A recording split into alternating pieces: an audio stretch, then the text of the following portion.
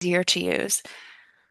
So we are a foundation and our space, what was built back in 2009, is LEED certified. And a peer organization reached out to us asking like, hey, what were some of the things that you went through? What was the process? We'd love to see your space.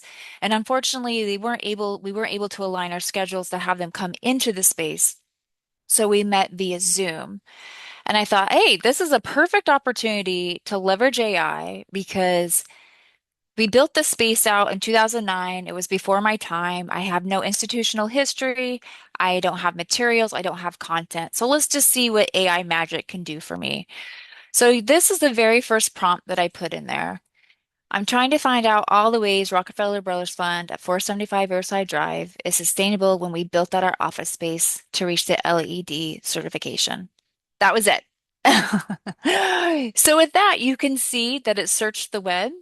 It referenced these 10 different spots, again, all public information on the internet.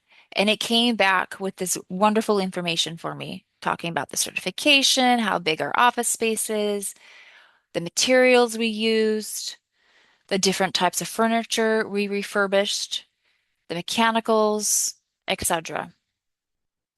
And I thought, oh, this is fantastic. Now I don't have to bother individuals that have been here, so I can just use AI for this. And so hey, Claude, can you build me a slide deck? That way it's easier on Zoom to talk about the different points here. And it should, sure, I can show you the slide deck. So without additional prompts, it breaks it out into these different slides. It shows, I pulled it all from the internet. So I want to just show you this first iteration that it did. It's green, it's white, it's beautiful. It took the information that it pulled for me and organized it in a way that made sense. However, that then led me think, hey, actually, if I'm going to represent RBF, which I am, then I need to be leveraging our branding, our tone, our colors. Let me put this into a project to build that out. Okay, so now I'm moving from a chat over to a project. So let me show you how I did that. So I do have a couple presentations that I do. So I decided to build an RBF project folder.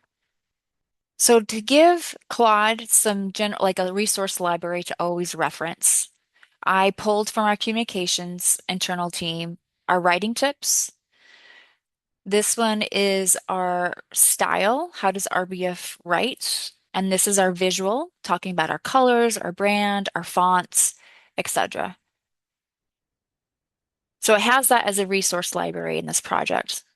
So here you can see I just copied and pasted from a chat and said, hey, this is what we talked about in a different thread. I'm now moving it over to a project because I think this is going to be a bigger project than it is just a chat. Can you see it? Can you help me build this out? And it says, sure, I can. And then I directed it to the resource library and says, I want you to reference these materials as you're building out this slide deck. So as you can see here, it pulls in our colors, it pulls in our fonts. So let me show you, if you remember, it was green and white in the first iteration. And now that I asked it to reference that resource library, it's pulling in RBF branding. One second. Sorry, it's still thinking.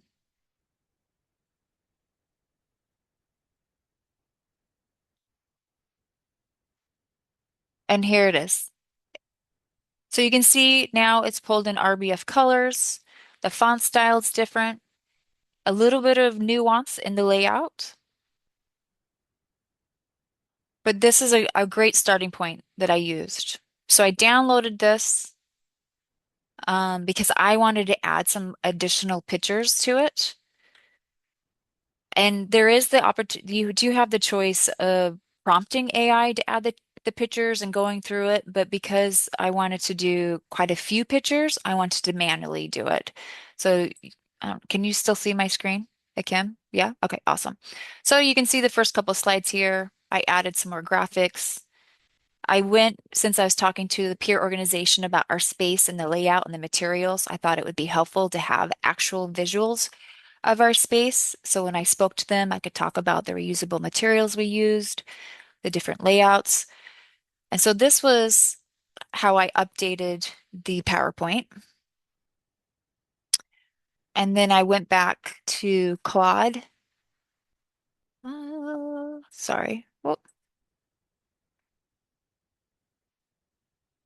and I uploaded that one and said, "Hey, I made some tweaks. Can you look over it again and make sure it's correct?" And then I also asked it a question. I was like, "I'm not sure about slide 5 and 11." Because in my mind, as I'm talking through this slide deck, I want to make sure I feel comfortable presenting the materials.